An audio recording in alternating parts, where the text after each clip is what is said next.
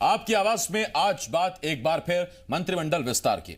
CM Shivraj मंत्रिमंडल विस्तार पर आखिरी मुहर लगवाने दिल्ली दरबार पहुंच गए हैं। खबर है कि सोमवार को मंत्रिमंडल विस्तार पर आलाकमान की सहमति के बाद मंगलवार तक विस्तार हो जाएगा।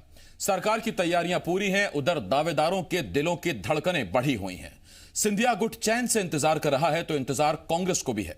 एक बार मंत्रिमंडल का विस्तार हो और बीजेपी के किले में दरार देख सेंधमारी की जाए। कई सवाल हैं जिनके जवाब जानने की कोशिश करेंगे। एक खास पैनल भी हमारे साथ जुड़ेगा, लेकिन आइए सबसे पहले एक रिपोर्ट देखते हैं।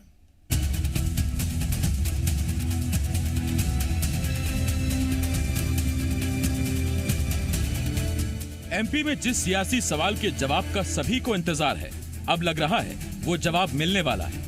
मंत्रिमंडल विस्तार पर आखिरी मुहर लगवाने सीएम शिवराज दिल्ली दरबार जा पहुंचे हैं। ये 5वीं बार है जब भोपाल से लेकर दिल्ली तक सीएम के आने की तैयारियां की गई, मगर इस बार सीएम दिल्ली पहुंच गए तो दावेदारों के दिलों की धड़कनें बढ़ गई, क्योंकि माना जा रहा है कि सोमवार तक साफ हो जाएगा कि एमपी में कौन मंत्री बनाया जा रहा है और किसे पार्टी की बी टीम मनाने में जुटने वाली है। यूं तो किसी भी सरकार के लिए मंत्रिमंडल गठन या विस्तार हमेशा टेढ़ी खीर ही होता है, मगर इस बार बीजेपी के लिए बवाल इसलिए ज्यादा है क्योंकि मंत्रियों की संख्या सीमित है और सिंधिया गुट के शामिल होने से दावेदार 3 गुना। ऊपर से 3 दिन पहले आलाकमान खुले मंच से बता और जता चुका है कि सिंधिया से किया गया हर वादा निभाया जाएगा। इसके बाद से पार्टी के पुराने नेताओं की चिंता बढ़ गई। दूसरी तरफ पार्टी के पास नाराज विधायकों को मनाने के लिए प्लान डैमेज कंट्रोल भी तैयार है। मंत्रिमंडल में शामिल न हो पाने वाले विधायकों को निगम मंडलों में सेट करने की तैयारी की जा रही है और इसके लिए एक बार फिर एक्ट में बदलाव किया जा सकता है। मंत्रिमंडल विस्तार पर बीजेपी जहां तोल मोल कर बोल रही है, तो वहीं कांग्रेस लिस्ट का इंतजार कर रही है, क्योंकि आगे हमला उसी हिसाब से बोला जाएगा। उन्होंने पत्रकार बंधुओं से बहुत स्पष्ट कहा था कि बहुत जल्द वो केंद्रीय और प्रदेश नेतृत्व के साथ विमर्श करके अपना मंत्रिमंडल का विस्तार करेंगे। मुझे लगता है उसकी प्रक्रिया का हिस्सा हो सकता है और जल्द मतलब जल्द, उसमें अलग से कोई कहने सुनने की बात नहीं है। मध्य प्रदेश को उनके कहे अनुसार बहुत जल्द मंत्रिमंडल का विस्तारित स्वरूप देखने को मिलेगा। मंत्रिमंडल के विस्तार में गैर विधायकों को मंत्री बनाकर भारतीय जनता पार्टी लोकतंत्र के अपमान की एक नई व्यवस्था शुरू करने जा रही है और इस व्यवस्था से जनमत को खरीदने, धमकाने, बेचने की परंपरा की शुरुआत करके भारतीय लोकतंत्र को लजाने का ये प्रकरण का पटाक्षेप होने की तैयारी की जा रही है। ये तो तय है कि इस बार के मंत्रिमंडल विस्तार में कई दिग्गजों और कई बार के दावेदारों को हताशा हाथ लगेगी। सवाल ये है कि पार्टी का प्लान डैमेज कंट्रोल कितना काम करेगा। सवाल ये है कि उपचुनाव से पहले ये विस्तार पार्टी के लिए कहीं आफत तो नहीं बन जाएगा। और सबसे बड़ा सवाल ये है कि सिंधिया गुट को साधने के चक्कर में कहीं पार्टी में ही विस्तार के बाद गुट न बन जाए। हरीश दिवेकर, जी मीडिया, भोपाल। अब जबकि मंत्रिमंडल विस्तार की बड़ी तेजी से सुगबुगाहटें शुरू हो गई हैं, सुगबुगाहटें हैं, तो उसके बाद हर बड़ा नेता अपने चहेतों को मंत्री बनाने की आरजू पाले हुए है और खुले तौर पर इसे जाहिर भी कर रहा है। केंद्रीय मंत्री फग्गन सिंह कुलस्ते ने एक बार फिर मंडला से मंत्री बनाए जाने की मांग कर दी है। सुनिए जरा। ऐसा है, हम तो चाहते हैं, परंतु देखिए मंत्रिमंडल का विस्तार, मंत्रिमंडल में मंत्री का किसको बनाना है, कौन बनने वाला है, क्या है, ये मुख्यमंत्री और हमारा केंद्रीय नेतृत्व करता है। ये उनका अधिकार है। हम लोग कह सकते हैं अपने जिले का भी मंत्री बनना चाहिए। फग्गन सिंह कुलस्ते सिर्फ एक उदाहरण है। दरअसल वो अभी मंडला से, क्योंकि 3 सीटें हैं मंडला में और उसमें जो मंडला विधानसभा सीट है अनुसूचित जनजाति के लिए रिजर्व है और एसटी के जो वहां से विधायक हैं देवी सिंह सैयाम, उनको मंत्री बनाया जाए। जाहिर तौर पर ये कुलस्ते मांग कर रहे हैं। अब या तो इसे इस तौर पर देख लीजिए कि बड़ा नेता जरूर चाहता है कि उनके जो समर्थक हैं या जो विधायक हैं इलाके के वो मंत्री बने, या फिर आप इसे यूं देख लीजिए क्योंकि सिंधिया गुट के कई नेता मंत्री बनने वाले हैं। ऐसे में बीजेपी के पुराने नेताओं और जो पुराने बीजेपी नेता कार्यकर्ता हैं उनका हक मारा जा रहा है, इसीलिए बड़े नेता बड़े प्यार से अनुनय विनय के साथ अपनी मांग आलाकमान तक पहुंचाने की कोशिश कर रहे हैं ऐन पहले जबकि लिस्ट आने वाली है। खास पैनल हमारे साथ जुड़ रहा है इस वक्त। बीजेपी के राष्ट्रीय उपाध्यक्ष प्रभात झा साहब हमारे साथ जुड़ रहे हैं। इसके साथ साथ हमारे साथ लाखन सिंह यादव जी, पूर्व मंत्री मध्य प्रदेश के, हमारे साथ जुड़ रहे हैं, कांग्रेस के विधायक हैं। और हरीश दिवेकर जी, एसोसिएट एडिटर, हमारे साथ जुड़ रहे हैं।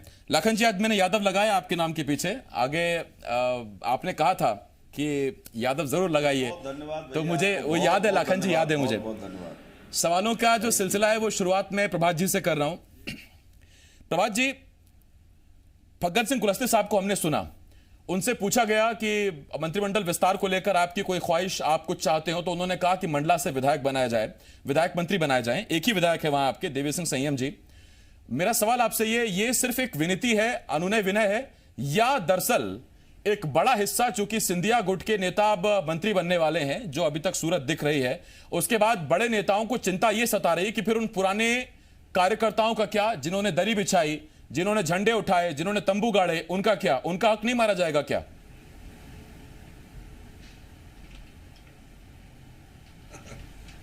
क्या है, हमारी पार्टी की चिंता हमसे ज्यादा आप करने लगते हैं, और करना भी चाहिए क्योंकि डिस्कशन कर रहे हैं आप। इतनी चिंता न करना।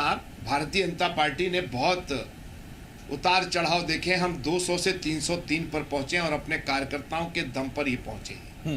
बात रही, आपने फग्गन सिंह जी कुलस्ते की बात की, तो कुलस्ते जी ने क्या कहा है कि यह निर्णय मुख्यमंत्री जी का विशेषाधिकार है, संगठन से चर्चा करके, केंद्रीय नेताओं से बातचीत करके निर्णय करेंगे। उस पर से आपने पूछा तो उन्होंने ये कहा कि भाई सबकी इच्छा होती है, मेरी भी इच्छा है, लेकिन उन्होंने जो बात कही उसमें कहीं पर भी ऐसी कोई बात नहीं है जो कार्यकर्ता नहीं कह सकता है।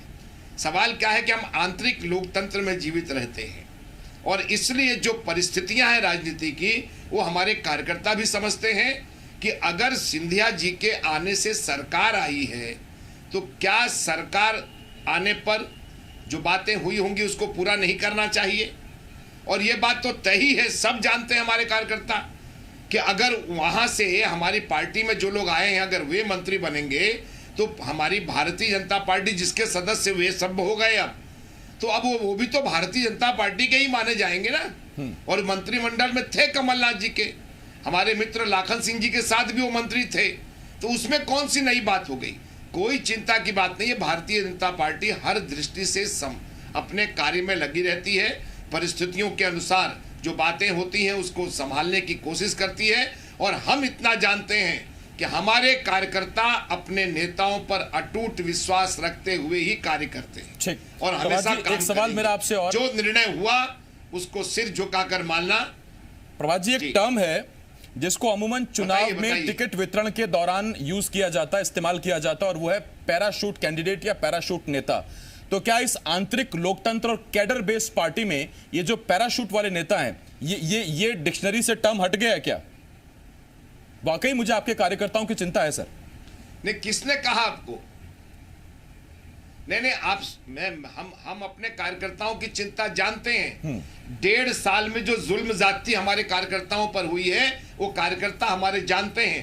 प्रदेश की जनता के साथ जो कुछ हुआ है वो प्रदेश की जनता भी जानती है।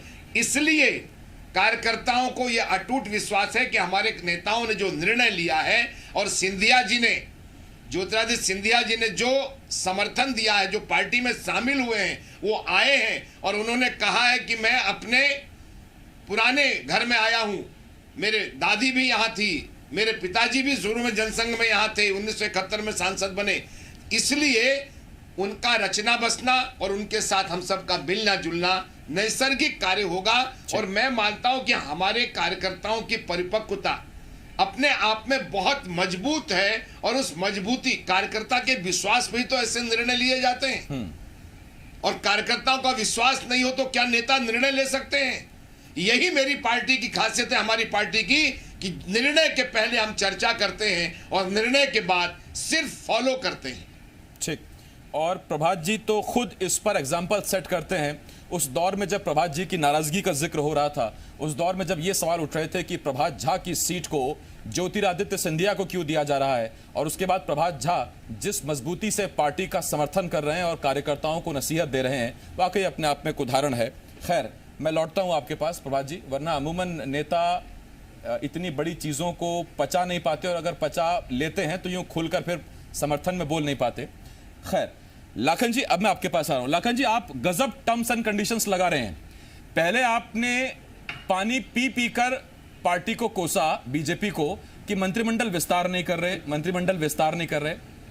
अब आप पानी पी पी कर कोस रहे हैं कि मंत्रिमंडल विस्तार कर रहे हैं, तो उसमें उन लोगों को मंत्री बना रहे हैं जो विधायक ही नहीं है। बाद में तो उनको विधायकी साबित करनी ही पड़ेगी ना, या इससे फर्क पड़ता है कोई? देखिए आसिफ भाई, मैं आपको एक बात बताना चाहता हूं। फरवरी में 20 फरवरी को आदरणीय कमलनाथ जी ने मुख्यमंत्री पद से इस्तीफा दिया, और आज जो है 27 तारीख हो गई, 27 जून हो गई। ये इनका 5वीं बार का दिल्ली जाने का हाईकमान से चर्चा करने का प्रोग्राम बना, और अभी ये दिल्ली पहुंचे। मंत्रिमंडल विस्तार होगा न होगा ये भविष्य में, मैं ऐसा मान के चलता हूं कि ये मंत्रिमंडल विस्तार भारतीय जनता पार्टी और उसके शीर्ष नेतृत्व आदरणीय शिवराज सिंह जी की गले की हड्डी बन गया है।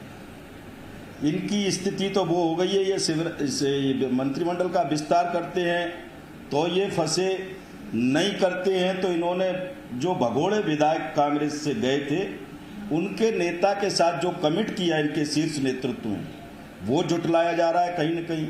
तो निश्चित तौर पर बड़ा संकट की घड़ी है, और आज भी मैं अभी पूरी तरह कॉन्फिडेंट नहीं हूं कि शिवराज सिंह जी दिल्ली गए तो मंत्रिमंडल विस्तार हो ही जाएगा, और यदि होता भी है तो मैं ऐसा मान के चलता हूं कि जिस सिंधिया जी के साथ इनके शीर्ष नेतृत्व ने, जो अभी लड्डा जी ने 3 दिन पहले इनके स्पीच में जो बात कही थी कि सिंधिया जी आए, बड़ा जिगरा होना चाहिए ऐसे डिसीजन लेने का, मैं एक बात कहना चाहता हूं कि सिंधिया जी ने ये बात कही है, और अभी हमारे भाई प्रभात जी ने ये बात कही है कि वो अपने घर में वापसी करके आए, अपने घर वापसी हुई है उनकी।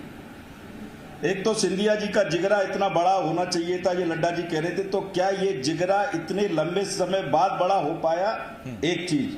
सेकेंडरी, प्रभात भाई, ये आपको बहुत पहले ले लेना चाहिए था अपने घर में, इतने क्यों इनको इधर उधर घूमने दिया? दूसरा, मैं आपको सिर्फ इतना कहना चाहता हूं कि ये मंत्रिमंडल विस्तार यदि किया जा रहा है तो इस देश के लोकतंत्र की हत्या होगी कि जिन विधायकों को आपने रेजिग्नेशन कराया, मंत्रिमंडल से रेजिग्नेशन कराया, और इतने दिनों बाद पुनः फिर हम जो है उन्हीं को मंत्रिमंडल बनाने, हमने मेरी 30 साल की राजनीति में मैंने ये देखा कि विषम परिस्थितियों में जहाँ कोई कंडीशनल बातें होती थी, कंडीशनल स्थिति होती थी, वहाँ तो मंत्रिमंडल के लिए हम रेजिग्नेशन करा के किसी थर्ड पर्सन को बनाते थे, लेकिन यहाँ तो थोक में आपने रेजिग्नेशन कराए, फिर थोक में मंत्रिमंडल में शामिल कर रहे हैं। ठीक, यानी कि लाखन जी का अभी भी सवाल है, इस सवाल का जवाब जिसे मैं ले लूंगा, लेकिन उससे पहले लाखन जी, हरीश जी से एक सवाल।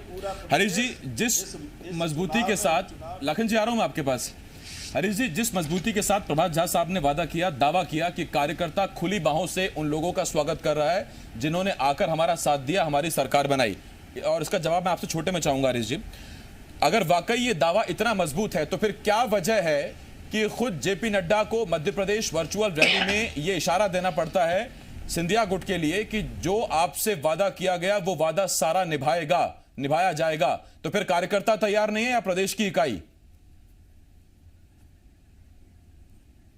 बिल्कुल, आपने सही नब्जे पे हाथ रखा आसिफ। और प्रभात जी की बात करें तो भीष्म पितामह की तरह वो कुर्सी से बंधे हैं, पार्टी की बात करेंगे, लेकिन जो आपने बात कही बिल्कुल वही मैसेज है, खुले तौर पे मैसेज दिया गया। इसके पहले आप देखेंगे सावेर में भी मुख्यमंत्री शिवराज सिंह चौहान ने बोला केंद्रीय नेतृत्व के तय किया था सरकार बनाने का, और ये वही बात इन्होंने यहाँ पर जेपी नड्डा जी ने दूसरे रूप में कही कि सिंधिया जी को वादा जो किया पूरा किया जाएगा। यानी साफ मैसेज है कि जो सिंधिया के लोगों को 11 मंत्री बनाए तो 11 मंत्री बनाने होंगे, उसके लिए बलिदान करना होगा भाजपा के नेताओं को, भाजपा के कद्दावर नेताओं को। वो टिकट काटे वो मंत्री पद जा सकता तो उनको मानना पड़ेगा, उनको कहीं और एडजस्ट किया जाएगा। इसका बैकअप प्लान भी बनाया है भाजपा ने, सहकारिता एक्ट में संशोधन की प्लानिंग भी तैयारी चल रही है। तो कुल मिला के ये है, जिस तरह के प्रभात झा जी ने कहा कि कार्यकर्ता से निर्णय करने बाद निर्णय आगे पार्टी जाती है, लेकिन अगर ऐसा होता तो अभी तक मंत्रिमंडल बन गया होता। राज्यसभा चुनाव में क्रॉस वोटिंग हो गई, जब तक तो माहौल भी कुछ बदला नहीं था। अभी तो मंत्रिमंडल विस्तार होना है, उसे होने दीजिए, देखते हैं कि हालांकि भाजपा का मैनेजमेंट, भाजपा का अनुशासन सराहनीय और आज तक अनुकरणीय रहा है, लेकिन इस बार के हालात बदले हुए हैं। इस बार के झा साहब का दावा कितना है देखने को मिलेगा, लेकिन जो हालात हैं वो बहुत विपरीत हैं और दूसरे विचारधारा के लोग जो आ रहे हैं और पार्टी में अंदर जो असंतोष का स्तर है बढ़ रहा है। और ऐसा कभी नहीं देखने में आया भाजपा में, जिस तरह के बयान सार्वजनिक रूप से पार्टी के भाजपा कार्यकर्ता नेताओं के आ रहे हैं, जिस तरह की क्रॉस वोटिंग राज्यसभा में हो गई, भंवर सिंह शेखावत ने कैलाश विजयवर्गीय के खिलाफ मोर्चा खोल दिया इंदौर में, ऐसे कई घटनाक्रम है। वहां पर अजय सिंह कुशवाहा ने वहां से बीजेपी से पूछेंगे तो वो जरूर कहेंगे कि पार्टी का आंतरिक लोकतंत्र है और बीजेपी की कांग्रेस भी अमूमन इस तरह की खबरों पर ये एक शब्द इस्तेमाल करती है। चूंकि मेरे पास वक्त कम है, प्रभात जी बहुत छोटे में आपसे मैं जवाब चाहूंगा, आप कुछ को बना देंगे मंत्री, जो बाकी विधायक रह गए जिनको मंत्री पद नहीं मिलेगा उनको आप दे देंगे निगम मंडल में जगह, जबकि परंपरा यूं रही है कि वो जिनको टिकट नहीं मिल पाया विधायकी का या वो जिन्होंने भरी दोपहरी हाड़ कपाती ठंड में नेताओं के लिए प्रचार किया, निगम मंडलों में उनको सेट किया जाता था। अब उनका क्या होगा? आसिफ भाई, दिक्कत क्या, मैं फिर निवेदन कर रहा हूं, मेरी पार्टी पर मैंने पीएचडी किया है, मुझे 43 वर्ष हो गए। मैं जब 16-17 साल का था तब से मैं संगठन में काम कर रहा हूं और संघ का स्वयंसेवक मैं 8 साल का था तब से। बड़े उतार चढ़ाव देखे हमने। हमारी पार्टी की चिंता हम लोग बहुत ज़्यादा करते हैं। हमारे कार्यकर्ता को मालूम है कि हम 2 से 303 कैसे हुए, कार्यकर्ताओं की ताकत पर हुए हैं। और ये जो निर्णय किया है केंद्र ने या हमारे शिवराज जी ने या हमारे वरिष्ठ नेताओं ने, जो कुछ भी निर्णय हुआ है वो कार्यकर्ताओं की ताकत पर हुआ, कार्यकर्ताओं के मन के कारण हुआ कि कार्यकर्ताओं की इच्छा थी कि यहां सरकार बीजेपी की बने। 1.5 साल में आतंक मचा के रख दिया था। कितने कार्यकर्ताओं के साथ यही तो सवाल है कि सरकार बीजेपी की बने और मंत्री कौन बने, इस पर कार्यकर्ताओं का मन क्या है। बाकी प्रभात जी, मैंने आपसे माफी चाहूंगा, वक्त मेरे पास कम है, लाखन जी के पास जाना है। लाखन जी ने पिछली बार गुजारिश की थी कि यादव लगा ले आप नाम के पीछे, आप अगर कहें प्रभात जी आगे डॉक्टर लगा दूं मैं आपके। 1 मिनट आसिफ जी, 1 मिनट, बिल्कुल लगा दो भैया, मेरी तरफ से 1 मिनट बस इतना कहना है जी, कहिएगा जी, बोलिए।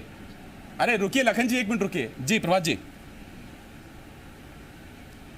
बस मेरा कहना इतना ही है, भारतीय जनता पार्टी के कार्यकर्ताओं की परिपक्वता को और उसकी गंभीरता को और उसके अनुशासन को और उसके समर्पण को देखकर यह निर्णय लिया गया है और उस पर भरोसा है। हमारा कार्यकर्ता जानता है कि राजनीतिक परिस्थिति क्या है, ऐसा निर्णय क्यों हुआ, और वो इस बात से खुशी है कि ज्योतिरादित्य सिंधिया भारतीय जनता पार्टी में आए। ठीक, लखन जी फिर तो ये है कि दूरबीन आप लगाए रहिए, किले में कहीं दरार दिख नहीं रही है, कम से कम प्रभात झा जी तो ये बता रहे हैं।